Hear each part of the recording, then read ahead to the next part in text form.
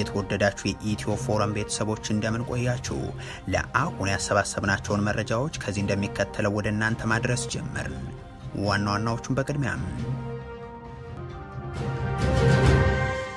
አሜሪካ ትናንት በህወሓት አመራሮች ላይ ይፋ ያደረገችውን የቪዛ ክልከላ ተከትሎ ተጨማሪ ማብራሪያዎች እየተሰጡ ናቸው። የዶናልድ ትራምፕ አማካሪ በህወሓትና የፌደራል መንግስቱ መካከል ያለውን ውጥረት ለማርገብ የሚደረገውን ጥረት እንደግፋለን ብለዋል። ዝርዝሩ ተዘጋጅቷል።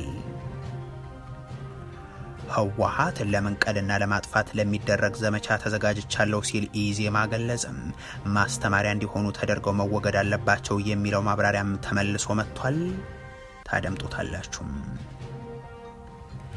የአብይ አህመድ የደህንነት አማካሪ ወደ ቀይ ባህር መመለሳችን የህልውና ጉዳይ ነው ሲሉ ገልጿል። የአየር ኃይሉ አዛዥ ደግሞ የባህር ኃይላችንም የሳይበር ኃይላችንም እየተጠናከረ ነው ሲሉ ተናግሯል። ይህንንም ይዘናል። በፓርላማው 15 ቢሊዮን ብር ተወስዶ ሳይመለስ ቀርቷል የሚለው ሪፖርት ቀርቧል። በይፋ የሚቀርብ የብልጽግናው መንግስት ባለስልጣናትና ተቋማት ከሌብነትና ህገወጥ አሰራር ጋር በተያያዘ የሚመዘበረው ገንዘብ መጠን ጉዳይም በአስገራሚነቱ እንደቀጠለ ነው።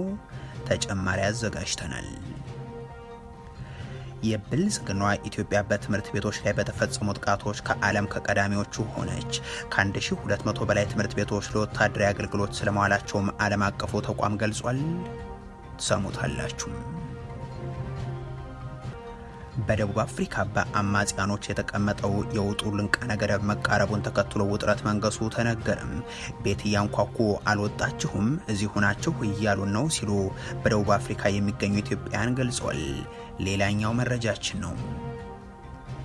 የኢራኑ ጠቅላይ መሪ ሞጅተባ ኾሜኒ በስምምነቱ ዙሪያ የተለየ አቋም እንዳላቸው ገለጹ። ዶናልድ ትራምፕ ደግሞ ዓለም ካየቻቸው መሪዎች ሁሉ ምርጡ እኔ ነኝ ሲሉ ገልጸው ስምምነቱንም እየተከላከሉ ናቸው። የተወደዳችሁ የኢትዮ ፎረም ቤተሰቦች አብራችሁን ስትቆዩ እነዚህን እና ሌሎችን መረጃዎችን ትሰማላችሁ።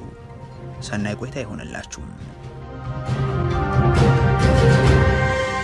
አሜሪካ ትናንት በህወሓት አክራሪ አመራሮች ላይ ይፋ ያደረገችውን የቪዛ ክልከላ ተከትሎ ተጨማሪ ማብራሪያዎች እየተሰጡ ናቸው። የዶናልድ ትራምፕ አማካሪ በህወሓትና የፌደራል መንግስቱ መካከል ያለውን ውጥረት ለማርገብ የሚደረገውን ጥረት እንደግፋለን ብለዋል። የአሜሪካ የውጭ ጉዳይ መስሪያ ቤት ትናንት ይፋ ያደረገው የቪዛ ክልከላን ተከትሎ በተለያየ መንገድ የተለያዩ ምላሾች ሲሰጡም ቆይተዋል። በእርግጥ እንዲህ ያሉ እቀባዎች ለህዝቡ መሰረታዊ ችግሮች መፍትሄን ያመጣሉም? ከዚህ በፊትስ በኢትዮጵያም ይሁን በአፍሪካ ቀንድ ለውጥ አምጥተዋል የሚለው ደግሞ የውይይቱ ማጠንጠኛ ሆኗል። በሻዕቢያ ላይ ለአመታት ሲጣሉ የቆዩ ማዕቀቦች ኤርትራውያንን ከስደትና ከሞት ታድገዋል። ከአመታት በፊት በብልጽግናው አገዛዝ ሹማምንት ላይ የተጣሉ ማዕቀብስ የሀገሪቱን የጦርነት ምዕራፎችን ዘግቷል የሚለው ጥያቄም በሰፊው የሚስተጋባ ነው። የዶናልድ ትራምፕ የአረብና የአፍሪካ ጉዳዮች ከፍተኛ አማካሪ ማሳድ ቡሎስ በሰጡት ተጨማሪ ማብራሪያም በኢትዮጵያ ትግራይ ክልልና በአጠቃላይ በአፍሪካ ቀንድ ለሚከሰቱ ግጭቶችና አለመረጋጋቶች አስተዋጽኦ አላቸው ባሏቸው የህወሓት አመራሮች ላይ የተጣለው ክልከላን ፕሬዚደንት ዶናልድ ትራምፕ ለቀጠናው ሰላምና ደህንነት ያላቸውን ቁርጠኝነት ያሳዩበት ነው ይሉታል።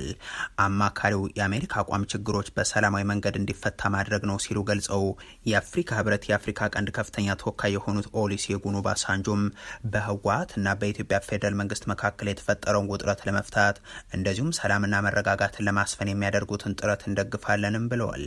ይህን የቪዛ ክልከላ በተመለከተ ሀሳባቸውን ካሰፈሩት ውስጥ ሌላኛው ደግሞ የቀድሞ ከፍተኛ ዲፕሎማት ቲቦር ናጂ ናቸው።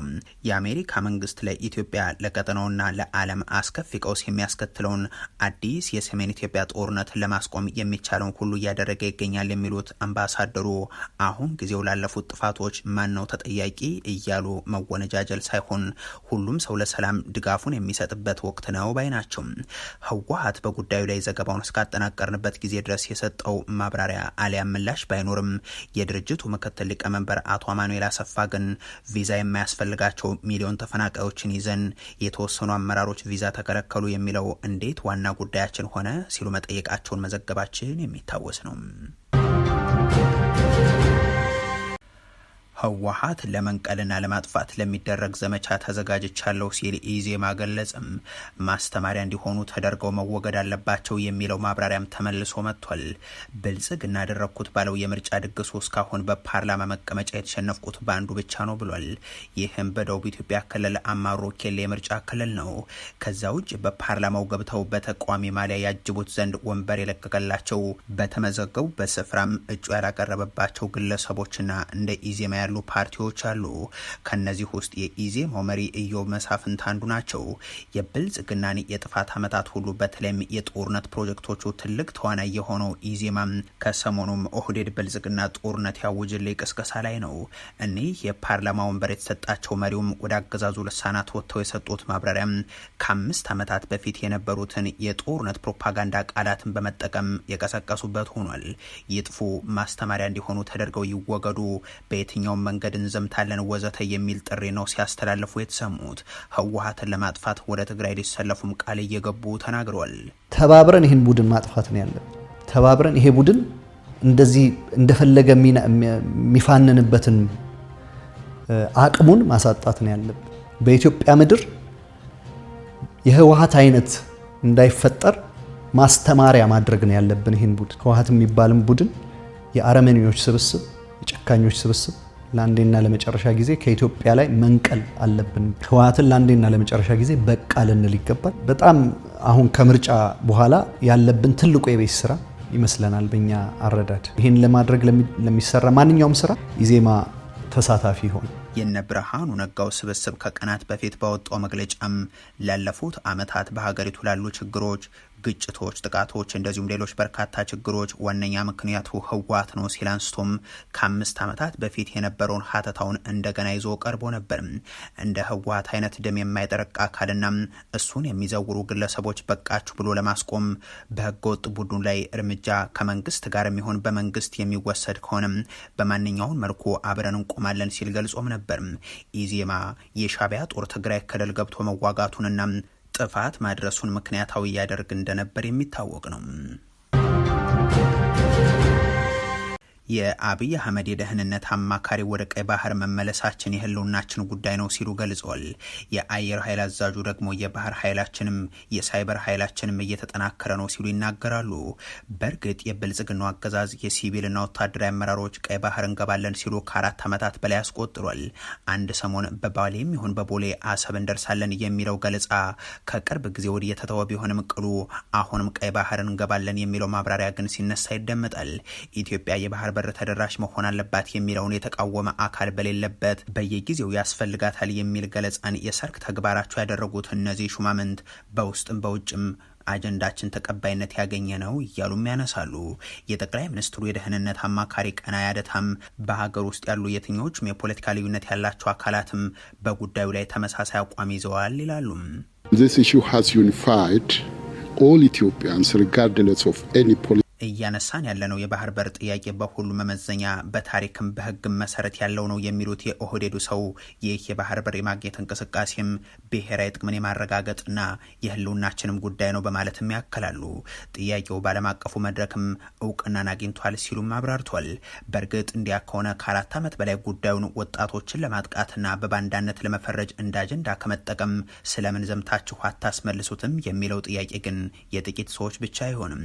የዚህ ዘምታለን የኦህዴድ ብልጽግና ወታደራዊ ክንፍ አዛዦች ውስጥ አንዱ የሆኑት ሌትናንት ጀነራል ይልማ መርዳሳ ደግሞ ባህር ኃይሉም ሳይበር ኃይሉም እየተዘጋጀ ነው ይላሉ። የሳይበር ጥቃትን በመከላከል ሀገራዊና ተቋማዊ ዲጂታል ሀብቶችን 24 ሰዓት ነቅቶ በመጠበቅ ረገድ ብልጽግና ወደ ስልጣን ከመጣ ወዲህ መከናወን ሆኗልም ብለዋል። በቅርቡ የወጣ ዓለም አቀፍ ሪፖርት ደግሞ ኢትዮጵያ በዓለም ከፍተኛ የሳይበር ጥቃት ተጋላጭነት ከተመዘገበባቸው ሀገራት አንዷ መሆኗን መግለጹ የሚታወስ ነው። በፓርላማው 15 ቢሊዮን ብር ተወስዶ ሳይመለስ ቀርቷል የሚል ሪፖርት ቀርቧል። ይህ በይፋ የሚቀርብ የብልጽግናው መንግስት ባለስልጣናትና የተቋማት ከሌብነትና ህገወጥ አሰራር ጋር በተያያዘ የሚመዘበር ገንዘብ መጠን ጉዳይም አስገራሚነቱ እንደቀጠለ ነው። ለኢትዮጵያ ህዝብ በኩራትና በእምነት መግለጽ የምፈልገው 1 ብር ከዚህ ምስኪን ህዝብ እኛ አንሰርቅም። 1 ብር። የኢትዮጵያ ህዝብ አስተዋይ ነው። ሳንሰርቀው 7 ቀን ስንሮጥ እንደምንሰራ ያውቃል። ብናበላሽ እንኳን ከአቅም ማነስ እንጂ ሆን ብለን እንደሆነ ያውቃል። የትኛውም ጫፍ ያለው ባይዘው ፌስቡክ ላይ ያለው ኢትዮጵያ አይደለም። የትኛውም ወረዳ ብትሄድ የኢትዮጵያ አርሶ አደር የሱን ጎተራ እየሞላ እንደሆነ ያውቃል። የትኛውም ድሃ እናት በተቻለ መጠን ቤቷን ለመጠገን እንደምንሞክር ታውቃለች። በእርግጥ የስርዓቱ መሪ አንድ ብር አንሰርቅም፣ መንግስታዊ ሌብነትም የለም ወዘተ እያሉ እንዲህ ሲናገሩ ይታወቃሉ። እንኳን ከህዝብ ዓይንና ጆሮ ጀርባ በፓርላማውና በተለያዩ መድረኮችን በአደባባይ የሚቀርበው የሙስናና የምዝበራ ዜና ግን ጆሮን ጭው የሚያደርግ ነው።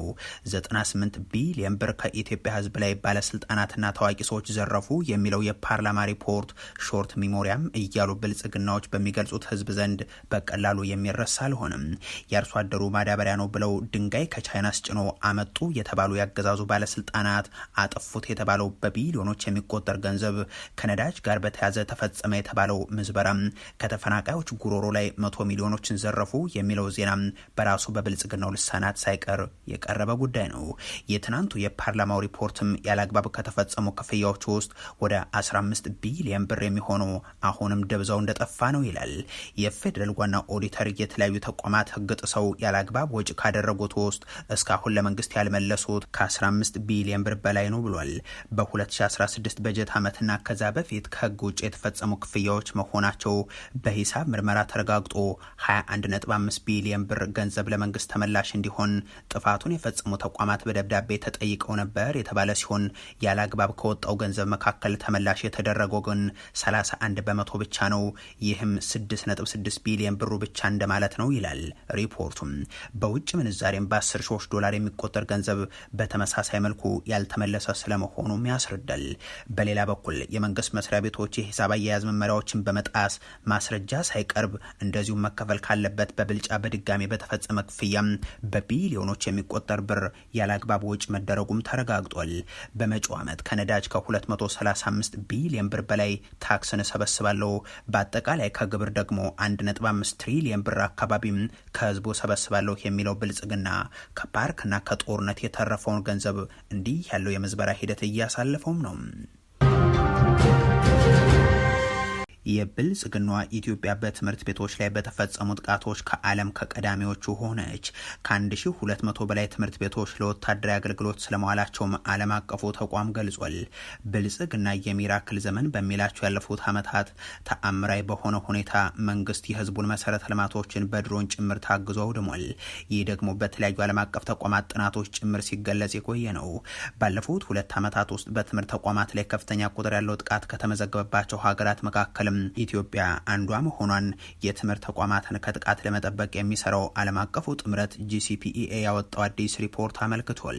ድርጅቱ በትምህርት ቤቶች በተማሪዎችና በአስተማሪዎች ላይ የሚፈጸሙ ጥቃቶች በዓለም ዙሪያማ አሳሳቢ ደረጃ ላይ ደርሰዋል ይላል ሪፖርቱ። ትምህርት ቤቶች ለወታደራዊ አገልግሎት የመጠቀም አዝማሚያዎች በከፍተኛ ሁኔታ መጨመራቸውን የገለጸ ሲሆን በፈረንጆቹ 2024 እና 2025 ዓመታት ውስጥም በግምት 1200 የሚሆኑ ትምህርት ቤቶች በኢትዮጵያ ለወታደራዊ ዓላማዎች ጥቅም ላይ ስለመዋላቸው ተመላክቷል። የተባበሩት መንግስታት ድርጅትና የሰብአዊ መረጃዎችን በመጥቀስም ሪፖርቱ እንዳለው በ2025 መጀመሪያ ላይ ከ9 ሚሊዮን በላይ ህጻናት ከትምህርት ገበታ ውጭ የነበሩ ሲሆን ከፍተኛው ቁጥር የተመዘገበው ደግሞ በአማራ በኦሮሚያና በትግራይ ክልሎች ነው።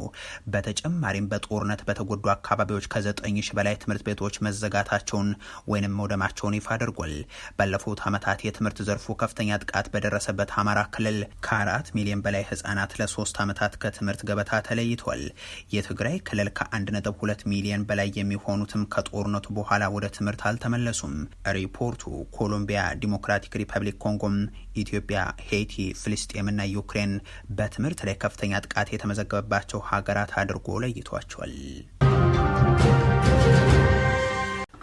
በደቡብ አፍሪካ በስደተኛ ጠል አመፀኞች የተቀመጠው የውጡልን ቀነ ገደብ መቃረብን ተከትሎ ውጥረት መንገሱ ተነገረም። ቤት እያንኳኩ አልወጣችሁም እስካሁን ይዜናችሁ እያሉ ነው ሲሉ በደቡብ አፍሪካ የሚገኙ ኢትዮጵያውያን ገልጸዋል። በደቡብ አፍሪካ በስደተኛ ጠል ቡድኖች የተቀሰቀሰውና የውጭ ዜጎች ውጡልን የሚለው ዘመቻ ተጠናክሮ መቀጠሉን በሀገሪቱ የሚኖሩ ኢትዮጵያን ይገልጻሉ። ከጆሃንስበርግ ከተማ አቅራቢያ በምትገኘው ሚዳራንድ ከተማ የሚኖሩ ኢትዮጵያን እንዳስረዱት ላለፉት ጥቂት ለጥቂት ቀናት ረገብ ብሎ የነበረው ዛቻ፣ ማስፈራሪያ፣ ዘረፋና ድብደባ በአሁኑ ወቅት በከፍተኛ ሁኔታ ገርሽቷል። የአመፁ መሪዎች እስከ ጁን 30 እንደ ኢትዮጵያ አቆጣጠር እስከ ሰኔ 23 ሀገራችንን ለቃችሁ ውጡ ሲሉ ያስቀመጡት የጊዜ ገደብ እየተቃረበ በመምጣቱ በአሁኑ ወቅት በሁሉም አካባቢዎች ከፍተኛ ውጥረትና ስጋት መንገሱን ነዋሪዎቹ ጠቁሟል። በተለይም በአንዳንድ አካባቢዎች የጥቃቱ አራማጅ ቡድኖች ቤት ለቤት እየዞሩና እያንኳኩ አልወጣችሁም እስካሁን እዚህ ናችሁ እያሉ በማስፈራራት ላይ ስለመሆናቸው በሀገሪቱ የሚኖሩ የውጭ ዜጎች ስጋት ከመቼውም ጊዜ በላይ ከፍ ማለቱን ነው የገለጹት። ማላዊ፣ ኒጀር፣ ጋናና ናይጄሪያን የመሳሰሉ ሀገራት ዜጎቻቸውን በሰላም ማስወጣት የጀመሩ ሲሆን አንዳንድ አፍሪካውያንም ጥቃቱን በመፍራት ተሰብስበው በህዝባዊ አደባባዮች ላይ ውሎና ዳራቸውን እያደረጉ ናቸው። የደቡብ አፍሪካ መንግስት ድርጊቱን እያወገዘ እርምጃዎችን እየወሰደ መሆኑን ቢገልጽም በተግባር ግን በተለያዩ ቦታዎች ከባድ ዘረፋና ማስፈራራት አልፎ አልፎም ግድያዎች እየተፈጸሙ ስለመሆኑ የጆሃንስበርግ ነዋሪዎች ለቲክባ ገልጿል። በተለይም በሀገሪቱ በከፍተኛ ቁጥር በሚኖሩ የማላዊ ዜጎች ላይ ተቃውሞ የበረታ ሲሆን እነርሱም የተቃውሞ ሰልፍ ማድረጋቸው ተነግሯል። የኢራኑ ጠቅላይ መሪ ሞጅተባ ኾሜኒ በስምምነቱ ዙሪያ የተለየ አቋም እንዳላቸው ገለጹ። ዶናልድ ትራምፕ ደግሞ ዓለም ካየቻቸው መሪዎች ሁሉ ምርጡ እኔ ነኝ በማለት ስምምነቱን እየተከላከሉ ናቸው። የኢራኑ አያቶላህ ሞጅተባ ኾሜኒ ከአሜሪካ ጋር ስምምነት ላይ ቢደረስም የተለየ እይታ እንዳላቸው ተናግሯል። ስምምነት ላይ እንዲደረስ የፈቀዱት ፕሬዚደንት መሱድ ፐጀሽኪያን የኢራናውያን ብሔራዊ ጥቅምን እንደሚያስጠብቁ ማረጋገጫ ስለሰጧቸው እንደሆነም ገልጿል። ጠቅላይ መሪው እንዳሉት ፕሬዚደንት ትራምፕ ተስፋ በመቁረጣቸው ሁሉንም አማራጭ እየተጠቀሙ ስለነበር ስምምነት ላይ ተደርሷል ብለዋል። በቀጣይ በሁለቱ ሀገራት መሪዎች በአካል ተገናኝተው ድርድር እንደሚካሄድም ገልጿል። የመግባቢያ ሰነዱ ላይ መስማማት የጠላትን አቋም መቀበል ማለት እንዳልሆነም ጠቅላይ መሪው አክሏል። ሞጅተባ ኾሜኒ ስለ ስምምነቱ አስተያየታቸውን በይፋ ሲሰጡ ያሁኑ የመጀመሪያቸው ነው። ፕሬዚደንት ዶናልድ ትራምፕ በቀጥታ ለጠቅላይ መሪው ምላሽ ባይሰጡም በግል የማህበራዊ ትስስር ገጻቸው ላይ ባጋሩ ጽሁፍ ደግሞ የተኩስ አቁሙ በሁሉም ግንባሮች ተገበራል ብለው እንደሚያምኑ አሳውቋል። ዶናልድ ትራምፕ ከሰሞኑ ያጋሩትናም በዓለም ከታዩ መሪዎች ሁሉ ሀያሉ እኔ ነኝ በሚል የሚገልጸው ደብዳቤም መነጋገሪያ ሆኖ ቀጥሏል። የሰላም ስምምነቱ በብዙ ወገኖች እየተተቸባቸው ቢሆንም ትራምፕ ግን እሳቸው ይህንን ስምምነት ባያደርጉ ኑሮ ዓለም ከፍተኛ የኢኮኖሚ ቀውስ ውስጥ ይወድቅ እንደነበር በመግለጽ ውሳኔያቸውን ተከላክለዋል። ራሳቸውን በዓለም ታሪክ ከታዩ ትላልቅ መሪዎች ተርታ ያሰለፉት ዶናልድ ትራምፕ ኢራን ላይ ተጥሎ የነበረውን የባህር መተላለፊያ ማዕቀብን ማንሳታቸውን ያሳወቁትም ትናንት ነው። የተወደዳችሁ የኢትዮ ፎረም ቤተሰቦች ለአሁን ያሰባሰብናቸው መረጃዎች ይህንን ይመስሉ ነበር። አበቃን። ቸር ያሰማን።